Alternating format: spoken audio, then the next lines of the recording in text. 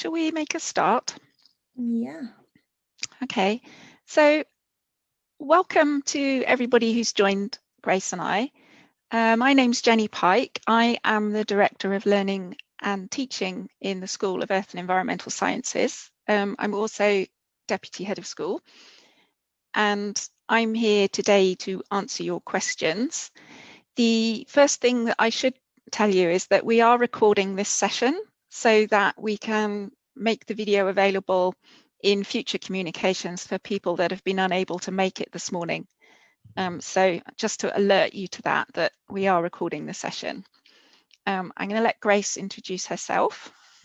Hi, I'm Grace. I study geology and I'm on the MESci program. I think that'll be the MSci for all of you. I was originally on the MSci International, but obviously I'm not able to go abroad now. I was meant to be going to UWA in Perth, but yeah, I'm still in Cardiff.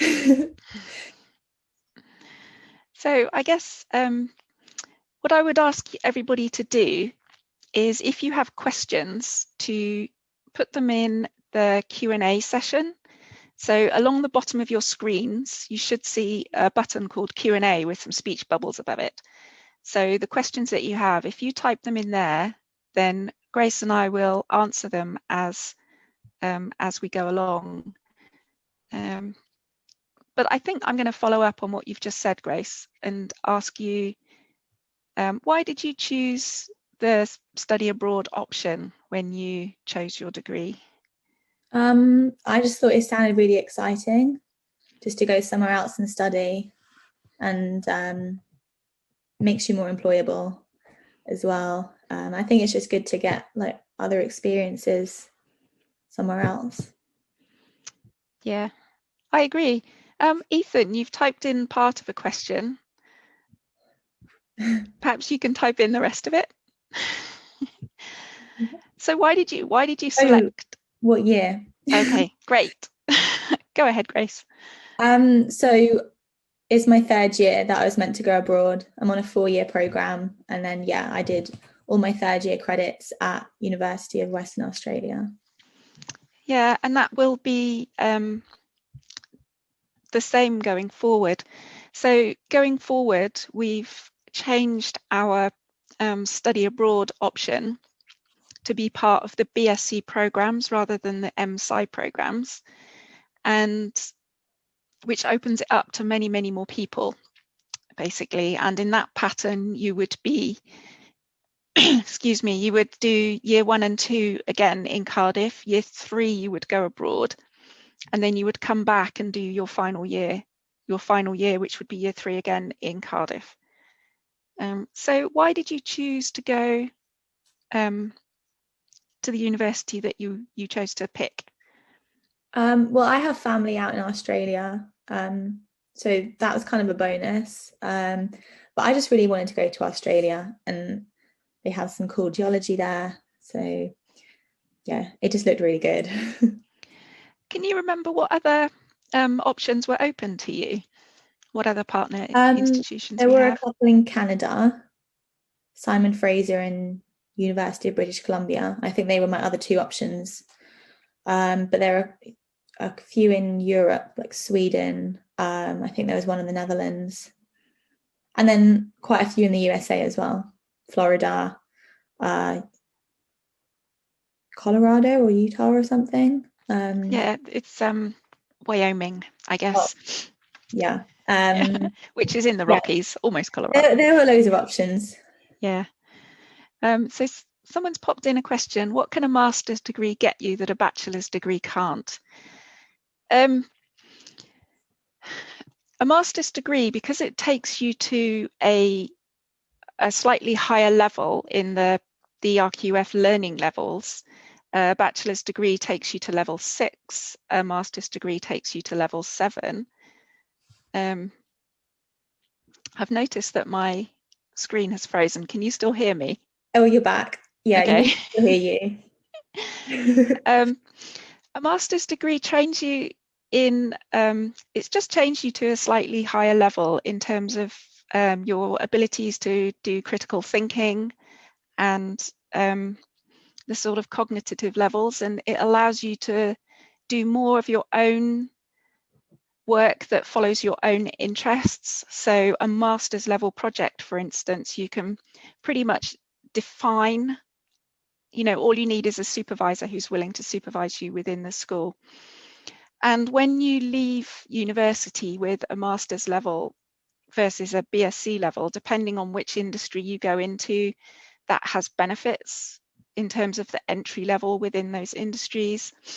If you're interested in going on to do further study, then a master's level qualification is pretty much essential if you want to go into graduate school these days. So it's just taking you to a slightly higher level, whether you're going into industry or further into academia. What would you say about like the difference between doing the MSci and then just an MSc? Well, the main difference is the focus, I guess. An MSc is very focused on a particular subject. So you could imagine doing an MSc in hazards, natural hazards, and you would spend your entire year learning particularly about natural hazards, and you would do your master's research project focused on natural hazards. An ME-Sci or MSci allows you to remain slightly broader. So your master's year, you still do some taught modules that are more general, such as, how to build a habitable Earth, or, we do have a module that investigates the Intergovernmental Panel on Climate Change science, and there's a debating module around the science behind those publications. So it keeps you a little bit broader. So if you're not absolutely sure what you want to do, but you want to get to that master's level, then doing the MSci is useful to you. You have much wider scope with your projects because you're not focused in on a subject. Whereas if you absolutely know that you want to be a hydrogeologist, for instance, then maybe an MSc is better for you, because then you just immerse yourself in that single subject for the year. So really it's about where your interests lie, I think, is the main difference. So we have a couple of questions that have popped in. Is the physical geography degree accredited? Not at the moment. It's only in its first year of entry now. We have our first students in October, and until we have students who've gone through a number of years, it's difficult to accredit a program before it's begun. So we are looking at accreditation through RICS, which is the Royal Institute of Chartered Surveyors, who have accreditation pathways for different varieties of geography and physical geography. And we are also looking at the Royal Geographical Society accreditation route.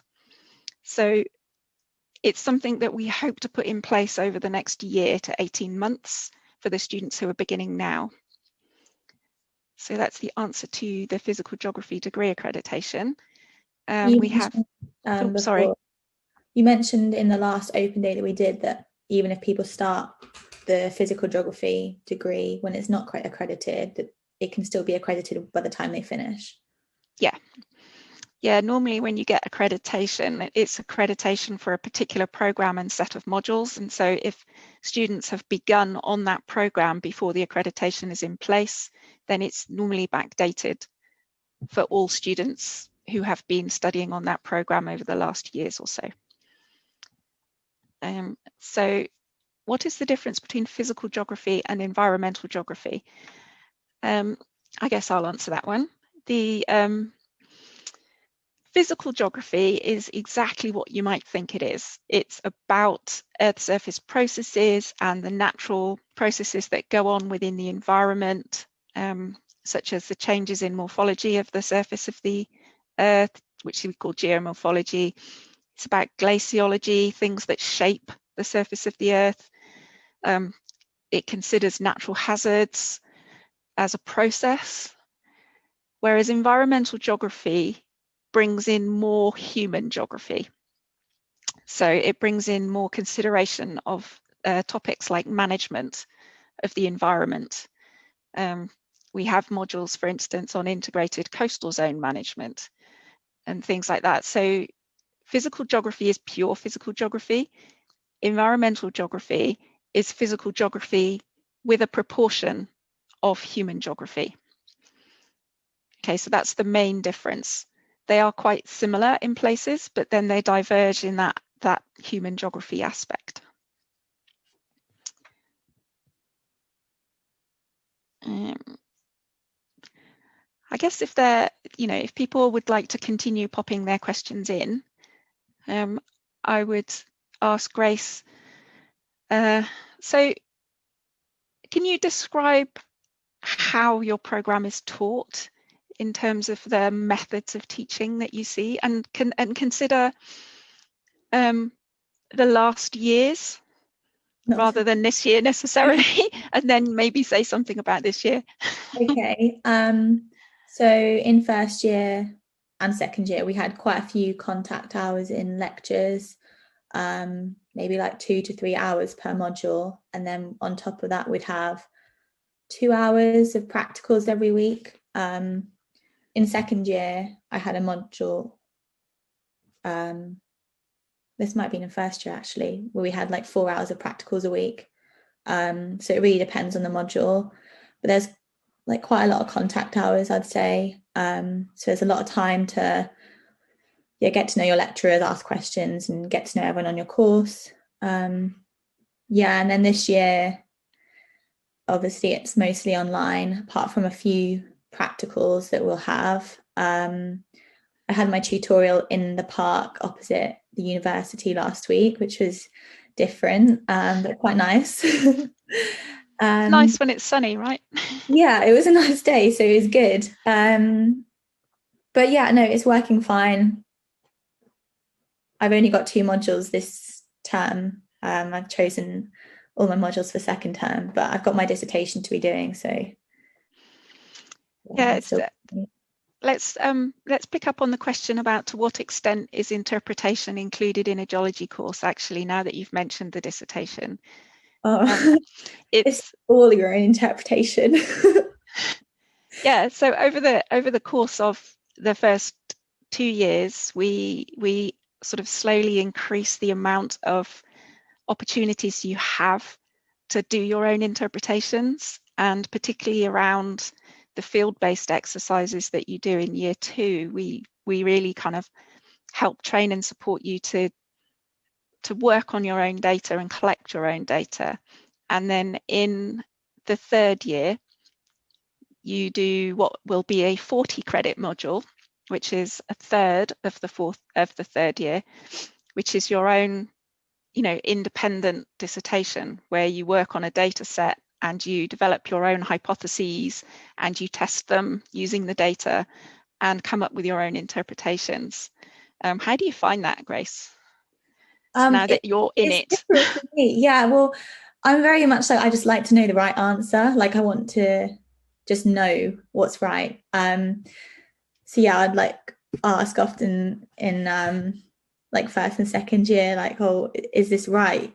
And it's just like, well, it's your interpretation. Like all the geological maps in the world are, everyone's own interpretation. So as long as you can kind of back up what you're saying, and have some kind of logical reason for it, could be true.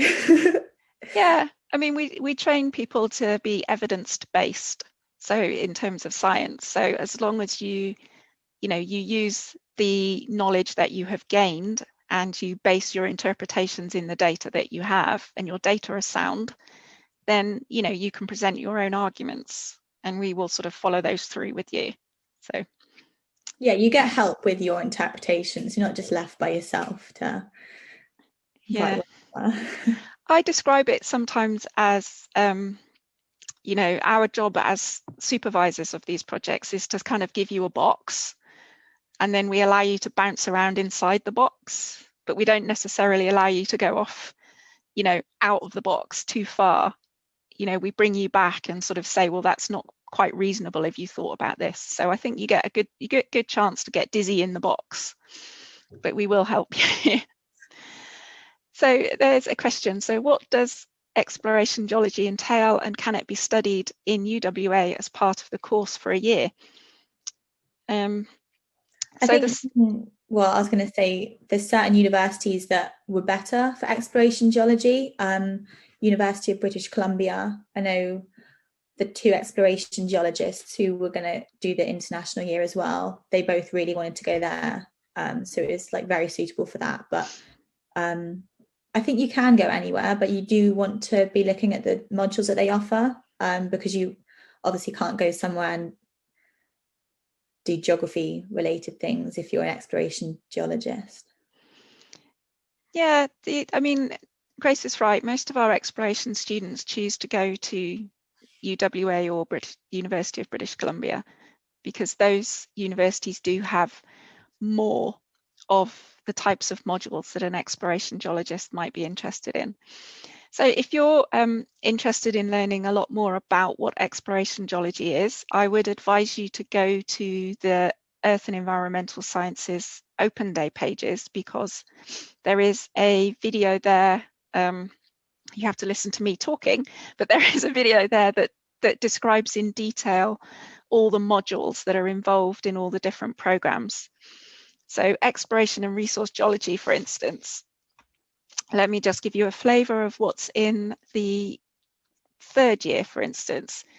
So there is the dissertation, and then there's modules about mineral deposit exploration and evaluation, petroleum geoenergy, basin analysis, geodynamics, so looking at how the surface of the Earth moves and what implications that have for resources. We have staff in the school who are very interested in the social side of exploration geology as well, and the social acceptance of mining and things like that. So we do consider those issues as well. But it's a reasonably popular course, and actually what we find is a proportion of people who come in for geology often transfer to exploration geology in the first year, because they decide that actually that they're more focused, they don't want to be a broad geologist. So we have another question.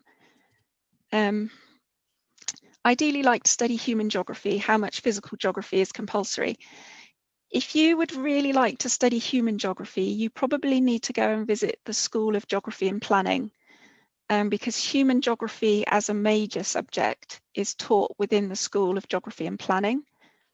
So in our programs, the balance between physical geography and human geography is never more than between 10 and 20% human geography and environmental geography, and then probably a little bit more in marine geography, I would say, but we are predominantly a physical geography school. So for human geography, you should go and visit the School of Geography and Planning and look at their offerings. So we have another question. How vital is having a PhD for doing a research career such as being a volcanologist, geologist? In the future, do you think jobs like this would be open for more people with MSci, MSCs? I wouldn't say well, probably it depends at the level at which you wish to go into fields like volcanology. There are opportunities for people at sort of M level to go into the more practical side. So the more sort of actually doing the research, going into the field, those sorts of things. But if you're interested in the theoretical side of volcanology and looking at sort of eruptive predictions and things like that, then you almost certainly would need a PhD to go into those subjects at that level, because you need the additional training in the research skills, I would say. But there are opportunities, and as an undergraduate, you can also consider looking at sort of extracurricular activities such as those that are put on by organisations such as Tenerife, which run summer schools. and Tenerife is itself a volcano, and we have had students go on those summer schools. They are additional to your degree and outside of our university, but we can facilitate those things. How are physical geography students assessed? In the same way as everyone else, we have a range of assessments.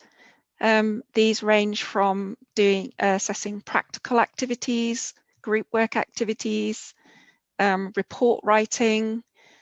We have assessments around debating. We have field-based assessments, so going out in the field, collecting your own data, the validity of it, sort of investigating the validity of that data. And then we have in the third year the sort of substantial dissertation for the BSc programs, and then in the master's year the dissertation, which is half of the year. So there's a really broad range of assessments, and there will be some that will be based on data that you are given, and there will be some that will be based on data that you generate yourself and the statistical analysis of that. Do you want to say anything more about that, Grace, about the assessments and the range? Yeah, there's quite a mix. Like you usually have an exam for each module. Then you might have an essay or a practical assessment. I have a presentation for one of my modules this year, which I haven't done much of. Yeah, there's quite a few ways. Yeah, so we have a question: what does marine geography entail, as this is the course I'm most interested in? So again, I would really encourage you to go and watch the video in the Open Day segment for Earth and Environmental Sciences, because in that we do look at module sort of structure for all of the programs. But marine geography really is focusing on geography in the coastal zone and out to sea. So it's physical geography, primarily physical geography in that area. So it doesn't really include mountains, for instance, but in the coastal zone and the oceans, plus the sort of input of the human side of port management, coastal zone management, conservation, those sorts of things as well. Just as I will have a sort of give you the marine geography sort of modules for the final year. So there are things like marine geomatics, which is surveying of the seafloor, is part of that. You could look at hazards and risks and resilience to do with the marine coastal zone, climate and ocean change, things like extreme environments, and looking at the marine as an environmental system, so more of a holistic overview. But if you're interested in a particular course, I really encourage you to go and look at that video in the Open Day area for our school. How competitive is the marine geography course? I would say it is not very competitive. We usually have, by the time we get to sort of A-level results day and we go through clearing, we probably have between 20 and 30 people doing marine geography, and that's absolutely, bless you, absolutely fine on for the numbers that we can manage. So, and I think that's probably true for all of our programs. We don't necessarily limit them up front, because we also in year one, at sort of the end of the first semester of year one, we allow people to change between those programs as well. But we would normally anticipate having between 20 and 30 people on that program, and if people actually meet the entry requirements, then I don't believe we would turn anybody away until we got well above the 30 mark, because then when we get above that, that has implications for the sizes of classes for practical activities and field activities. How does the cost change for tuition fees for studying abroad? That's a good question. Grace, do you know the answer to that question? I know I only had to pay 1,350, so 1,350 for the year, which obviously is a lot cheaper than 9,000. Yeah, I don't know how that changes though. It's the same. It's reduced, but the actual percentage that it's reduced, I don't know. And what I would advise you to do is go along to the chat that's part of our open day page. There is a chat where you can talk to staff, and our director of admissions is there, and he may know the answer to that question. But it's reduced. I have a sort of suspicion I know what the reduction is, but I'm not 100% sure, so I don't want to give out incorrect information. So to what extent does a course in geology cross over with A-levels and GCSEs? Did you do A-level or GCSE geology, Grace? No. No. I would say that do they mean like crossover with geology A-level and geology GCSE, or just like other subjects? I'm going to interpret it as geology. So geology is sort of at that lower level. If I'm wrong, you can always pop another question in. We don't require people who come in to do geology to have geology, as Grace has just pointed out. So in our first year, particularly, well, in our first year, we do go over some subjects that are taught at A-level geology, some of the basics like rock identification and mineralogy and things like that, to get everybody up to the same level. But what we do require are science subjects. And so, you know, people who come in with sciences but not geology will have an advantage with things like maybe geochemistry or geobiology or geophysics, because they'll have that other background. Whereas those that come in with geology in year one will have more of advantage in the geo part of those subjects. By the time you reach the end of year one and go into year two, I would say that, you know, whilst the overall subject, like volcanology, may be the same, it will be going much beyond what is taught at A-level and GCSE, because it's now going into the sort of forefront of those fields, using scientific literature as the basis rather than textbooks that may be more extensively used, because textbooks themselves take between 3 and 4 years to produce. So they're no longer the sort of cutting edge in the discipline, which is where we start moving in years 2, 3, and 4. So the next question, what is the main difference between physical geography and environmental geoscience? Would you have access to the same type of careers for both? So the main difference between physical geography and environmental geoscience is the amount of geology in those programs. So the way I kind of explain it is that, you know, we have the surface of the Earth, and environmental geoscience is about the surface of the Earth and what is happening beneath the surface of the Earth and the geological processes and how those influence the surface. Whereas physical geography is more about what's going on at the surface.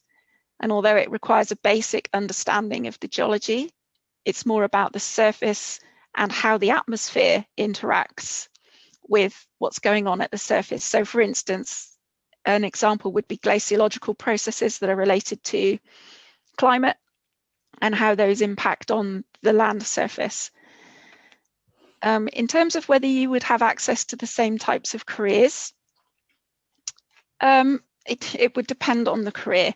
So there's, yes is the answer to a lot of that, but then there are some career paths that are more specific to environmental geoscience because they require more of that geology element.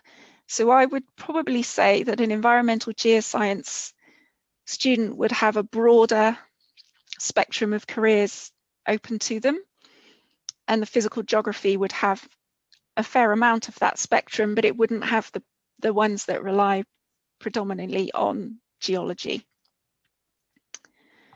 I would say that in the Open Day webpage, there is a video about career destinations of some of our students. Because physical geography, we haven't graduated any students who've done physical geography yet. They're just beginning their year one now. So we don't have any examples of people who've graduated with physical geography, but you could look at those that have perhaps environmental geography as their degree and see the sorts of careers they've gone into.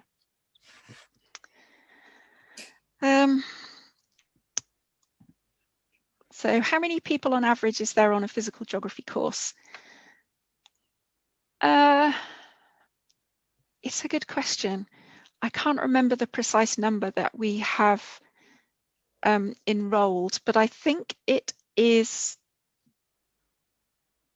somewhere between around 50. If you were to go to the chat in the main environmental earth and environmental science Open Day page and pop a question into the chat, as I said, the Director of Admissions is overseeing that chat room, and he can give you a precise answer. But I want to say something like 40 or 50 we let in, which is a good number for us, given that it's the first year that we have run the course. So Ethan is asking, how many are usually on the exploration geology course? Around 20 would be the sort of maximum, and it varies between about 15 and 20, I would say. We do have, people who come in, as I said earlier, come in on geology, and then once they're here, they transfer across because they get a flavour of what exploration geology is and decide that they want to focus on that. So it's a much smaller cohort of students than the main geology set of students, I would say. Do you think that's true, Grace? Yeah, like a lot of people did switch over actually. I'm pretty sure there was like well under 10 when we first came to university. But yeah, I think there's like about 20 Yeah, now. we normally admit somewhere between 10 and 20, and then there are the ones that transfer on, which usually takes it up to a group of around 20. So Catherine has asked, what placement opportunities are there for the physical geography course?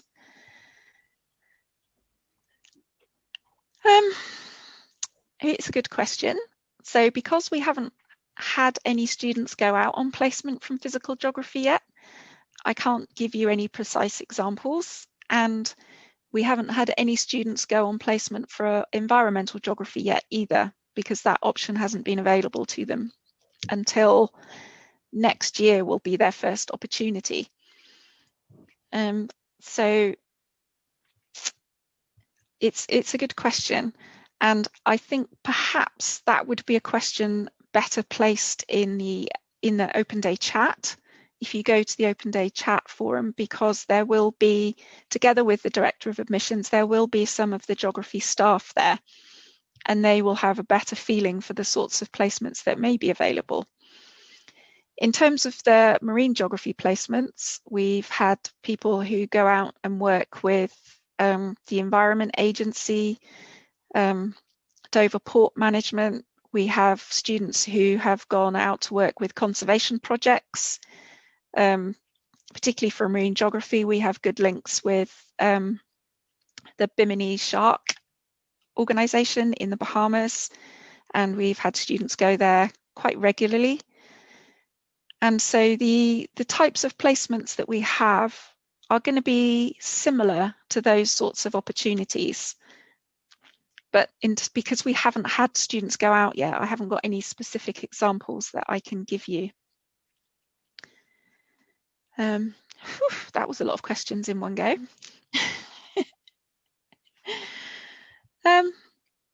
So if anybody has any more questions, pop them in the Q&A and we will answer them.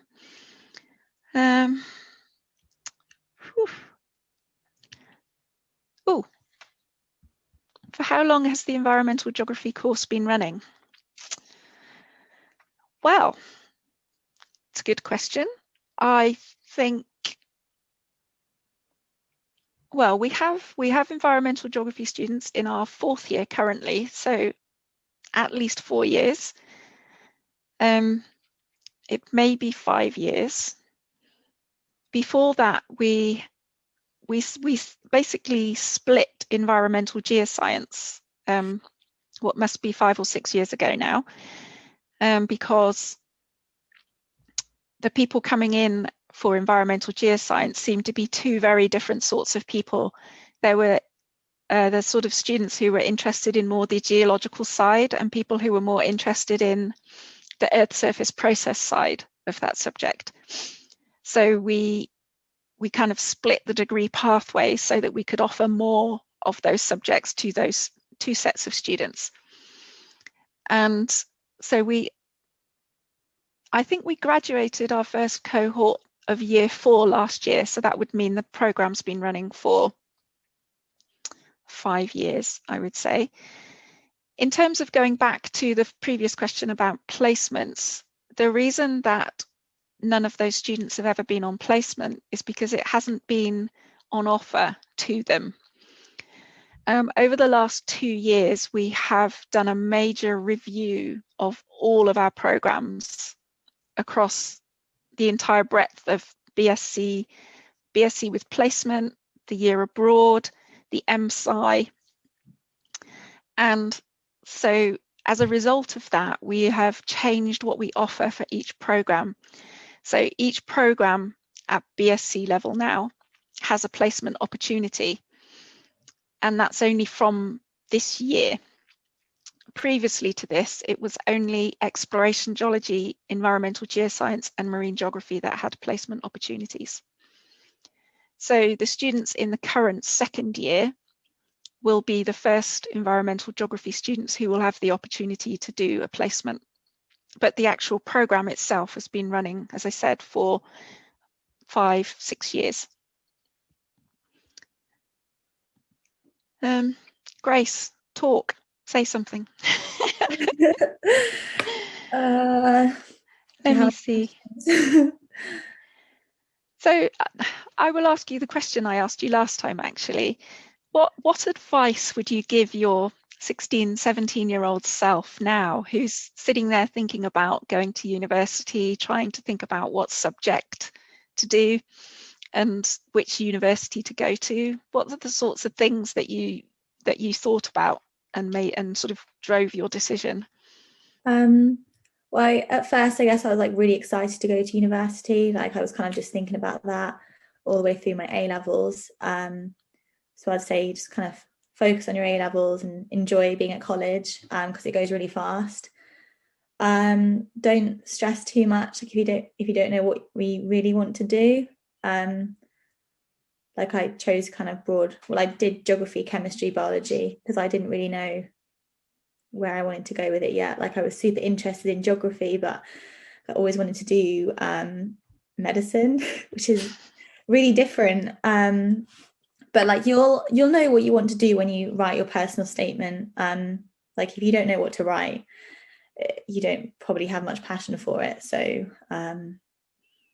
probably not the best subject to do. And then when you're choosing university, just really going on like how comfortable you feel, like how approachable everyone is. One of the open days I went to, the lecturers just didn't really like answer anyone's questions. They were very vague, and it was just like, oh, we can't really tell you that because we don't really know. And yeah, just the atmosphere of it wasn't as friendly as Cardiff. So yeah. I would say if so in terms of obviously planning in-person open days, those have been very difficult over the last 7 months or so. You haven't been able to do it. The next open day we're planning is March, and I believe that one is intended to be virtual as well, but we're planning a July open day, and at the moment we're planning for that to actually happen on campus. And we're also planning to run it for 2 days rather than 1 day to enable as many people as possible to come along. So, hopefully, if you've never been to Cardiff before, then there will be an opportunity to do that next summer before you sort of make your final decisions, hopefully. Cardiff is a really nice city to come to. It's got loads, so yeah. Do you want to say a little bit more about that? What is it about Cardiff that you like? Because I know why I like Cardiff, but it would be very different for you. I think there's just like so much in a kind of small city, I guess. Like you've got countryside literally just outside of Cardiff. And I'm a cyclist, so that's really nice to be able to get out of the city really easily. But yeah, just everything's really close. And also the Earth and Environmental Science School, it's in the main building, which is definitely the nicest building. So that's really nice. Yeah, so if you ever see any photos of Cardiff University, it will be a photo of the main building, and we're based in that. So it's really nice because we're very central, and we're 5 minutes walk from the city centre, and we are based within probably half an hour walk of most of the residences. Yeah, I think Tally is like 20 minutes if you walk slowly. I think I would do it in like 15. Yeah, you're probably striding though. Yeah, I walk pretty quick. Yeah, but if you have any other questions about accommodation, you should go to the For Students chat, and there's me and another student answering questions on that. Yeah, and they'll give you the warts and all answer, I expect. We have another question popped in. My A-levels are biology, chemistry and French, and marine geography is something that I'm really interested in. I did geography at GCSE but not A-level. Is that something I need to take the course? No, it isn't. Much as in the way that we don't ask for geology, as a prerequisite for doing geology at university, we don't ask for geography as a prerequisite for doing a geography program either. The only exception to that is the environmental sustainability science program, which requires either geography or environmental science. So for marine geography, with subjects like biology, chemistry and French, you have 2 really good science subjects there, and those subjects will really help you, particularly, for example, there's a strong spine within marine geography on sort of marine biology and conservation is the spine within it. And so your biology background would be very good for that. And also the chemistry would be very good for that as well. So you don't need geography at A-level to come and do geography at university here, because again, within that first year, particularly in the spring semester after Christmas, we do cover all the basics of geography, and then we start building on it. So yeah, it's the answer to that question. Just looking at my sort of set of questions here.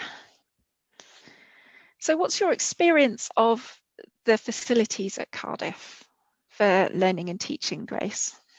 The lecture theatres are really nice and modern, which is good. And then the practical classrooms are just fully equipped with everything that you'll need, like microscopes and things.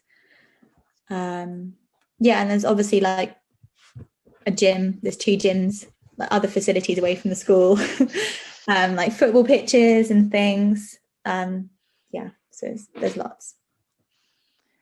Yeah, the other thing that we we're quite well equipped in the school for analytical equipment as well, and also for field equipment. We can loan you equipment to go out in the field whenever you're allowed to go out in the field again, Grace. Yeah. And we normally, so we loan out over the course of the summer for students doing their dissertation project research, for instance, between years 2 and 3, we loan out equipment such as GPS, handheld GPS units and things like that to allow you to work better in the field. All our lecture theatres, as Grace said, are very modern. Most of them were renovated about 3 years ago, and so they have all the facilities for lecture recording and things like that. And we do record, when we're actually in the lecture theatres, we do record everything automatically, so it's all available to you if you happen to miss something because you're ill or that sort of thing. Speaking of field work, yeah. do students have to contribute to the cost of the field work? Yes, but not very much. So in years 1 and 2, we have, for the programs that are accredited, we put all of the main fieldwork skills that you need for that professional accreditation in years 1 and 2. And in years 1 and 2, that fieldwork is compulsory. So we currently don't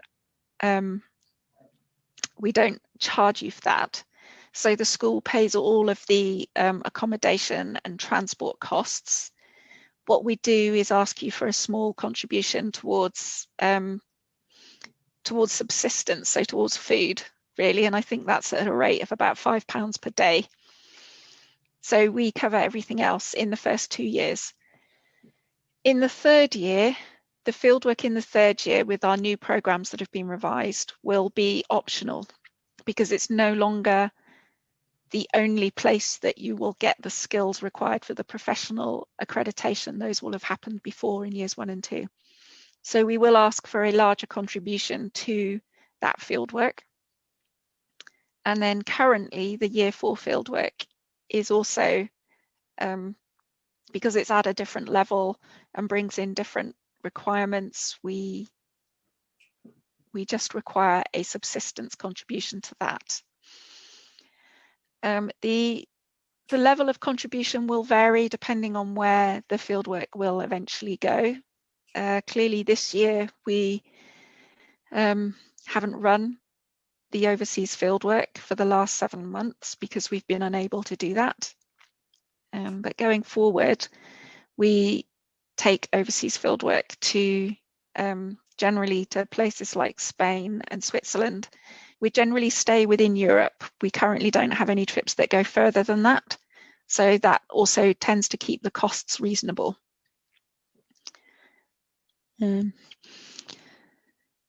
Where would you have gone in the last year, Grace?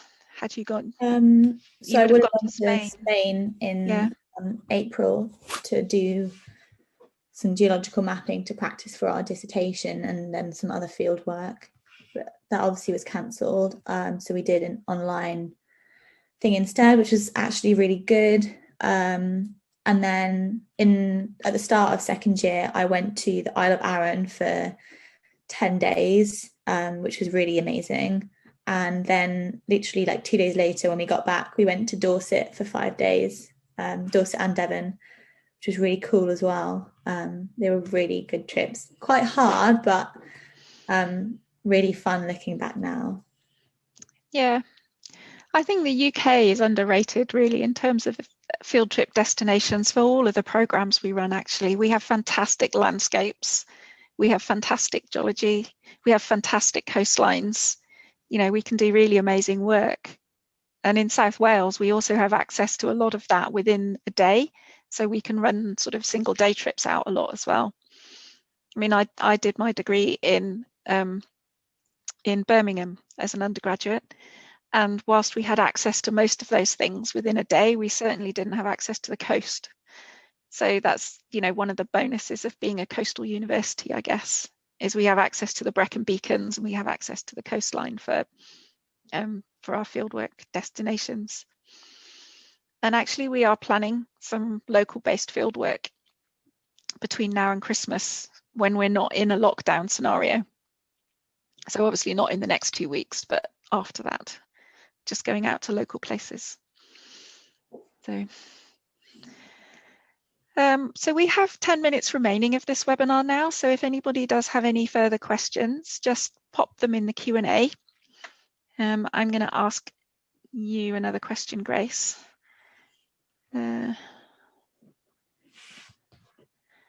So why did you choose the MSci program over the BSc? Was it the study abroad opportunities, or was it the different level, or was it a sort of career aspiration? Not too sure, really. I just kind of chose that one, and obviously international year was really cool. Like that definitely drew me to it. But I just thought it'd be beneficial as well to just have an MSci, because I don't really know what I want to do. Like I might go into research, I might not. So I think it's just kind of keeping my options broad, especially when you said about how the MSci is more broad than doing an MSc. Because I might decide that I want to do an MSc after an MSci. I really don't know what I'm going to do. And I'm third year. So that's just, another thing. I still don't know what I really want to do. I think that's not uncommon. You know, our subjects are quite broad, and if you're interested in the natural world and the environment in any way, you know, there's just so many sort of subject options available to you. Yeah, I've taken like really broad modules this year, just because I find them all really interesting. Yeah, and I have I had a tutee who graduated in the summer who did a 4-year MSci.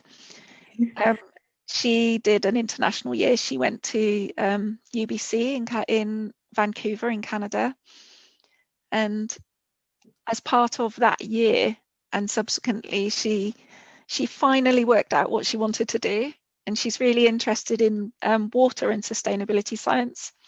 So she's now applied for and has a place and has started an MSc in Oxford precisely in that subject, which is quite a narrow subject to know that you're interested in very early. I guess it's something that you slowly grow into as you learn more and, you know, learn more about yourself and what you're interested in.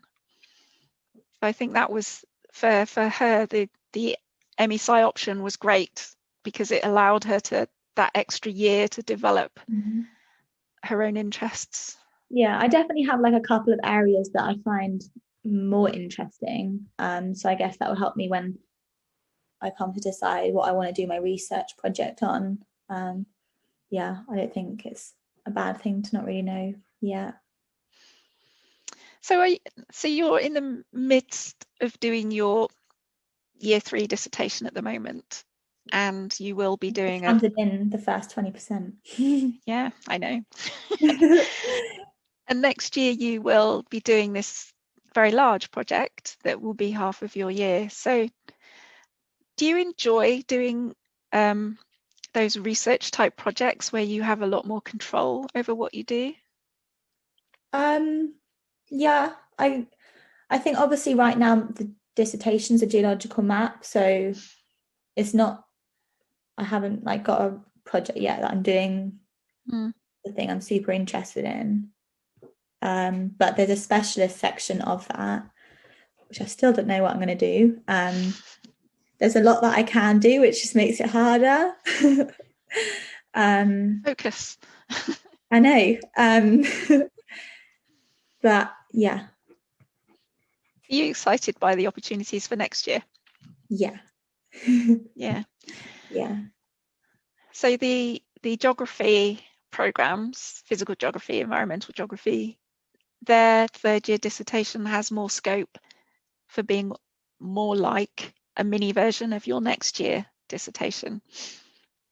Because the dissertation doesn't form part of the accreditation, which it does for you, the professional accreditation.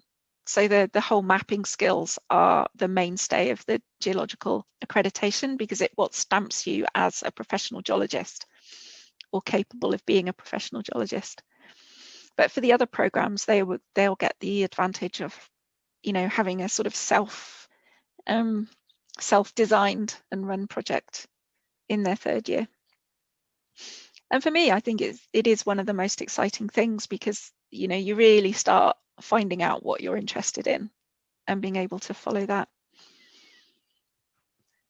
So, okay, so we have 4 more minutes. So if anybody has any more questions to pop in. There is one question, actually.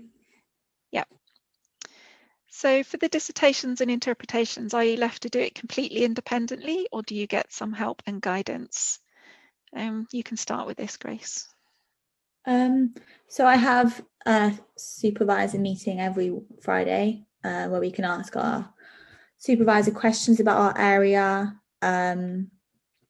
Yeah, and he might, you know, guide us in the right direction if we're going off on the wrong path.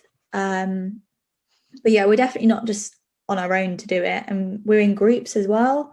So we can all talk to each other about it and kind of help each other along. That's mainly for the map though.